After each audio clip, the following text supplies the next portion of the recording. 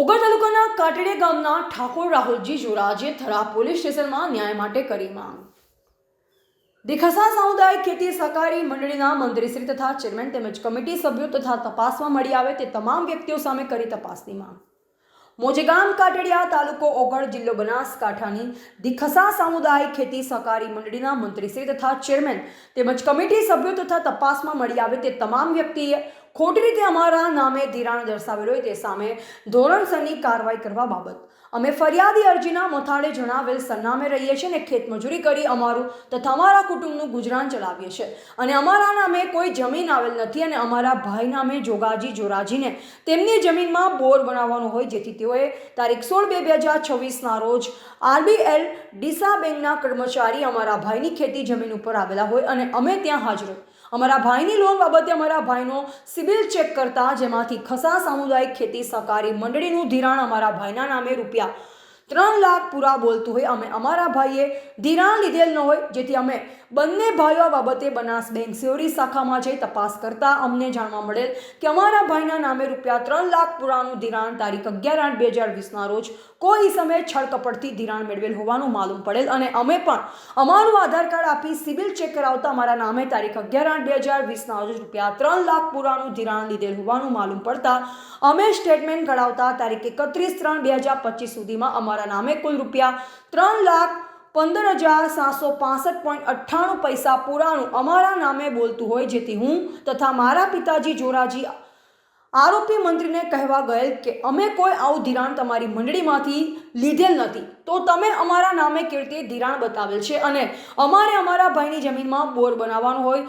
RBL Deesa બેંકના કર્મચારીઓ loan બાબતે તેમની પાસે આવતા તેઓએ અમારા ભાઈનું સિબિલ જોતા અમારા ભાઈના નામે તમારી મંડળીનું ધિરાણ માલુમ પડતા અમે પણ બનાસ બેંકની સિયોરી શાખામાંથી સ્ટેટમેન્ટ કઢાવતા અમારા ઉપર કુલ લેણું રૂપિયા 3,15,756.98 પૈસાનું બોલે છે તેમ કહેતા આ મંડળીના મંત્રી અમને કહેલ કે આ ધિરાણ તમે લીધેલ છે જેથી અમે કહેલ કે અમે આ બાબતે તમારી મંડળીના એક કરારનામામાં કોઈપણ પ્રકારની સહી કે અંગૂઠાના નિશાનો કરી આપેલ ન હોવા છતાં તમે અમારા નામના ખોટા સહી તથા અંગૂઠાના નિશાનો કરી ખોટા એક કરાર બનાવી અમારા નામે ખોટું ધિરાણ કેમ ઉપાડેલ છે અને આ તમે અમારા નામે કરેલ ધિરાણ દૂર કરી આપો જેથી આ બાબતે મંડળીના મંત્રીશ્રી અમને ઉડાવ જવાબ આપેલ અને ઉપરથી અમને એવી ધાક ધમકી આપેલ કે અમારે તમારા ઉપર ફરિયાદ કરવી છે તમે અમારું ધિરાણ ભરતા નથી। આમ ઉપરોક્ત મંડળીના મંત્રી સામે ધિરાણ બાબત કરવી પડતી કાર્યવાહીમાં મંડળી એક કરારનામા કે અરજી ફોર્મમાં અમે ફરિયાદીને કોઈપણ જાતની સહી અંગૂઠાના નિશાનો કરેલ નથી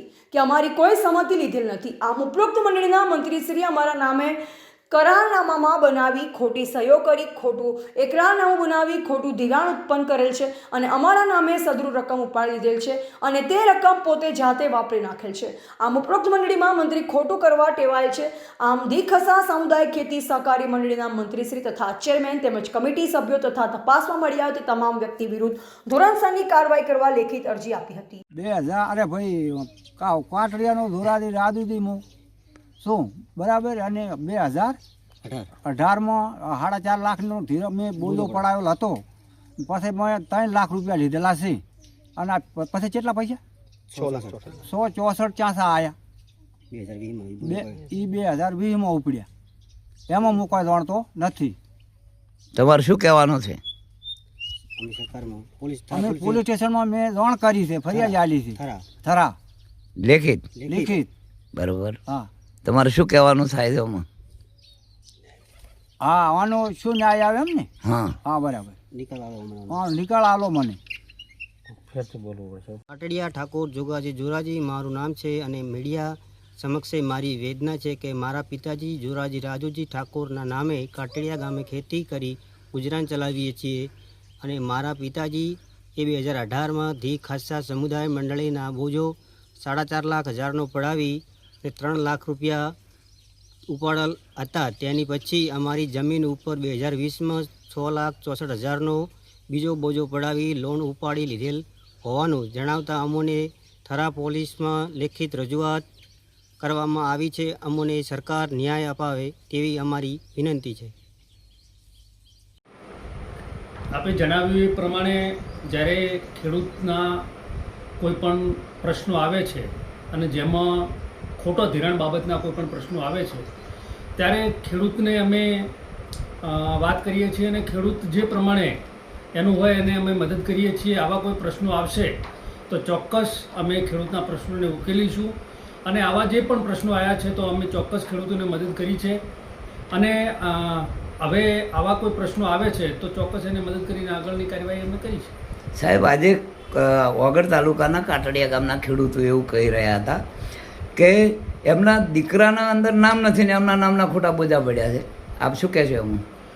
નહીં, અમારા સુધી પ્રશ્ન આવશે તો ચોક્કસ એને ઉકેલવાનો પ્રયત્ન કરીશું અને જો કોઈએ એમના નામે ખોટું કર્યું હશે તો ચોક્કસ એના સામે કાયદેસરની કાર્યવાહી થશે.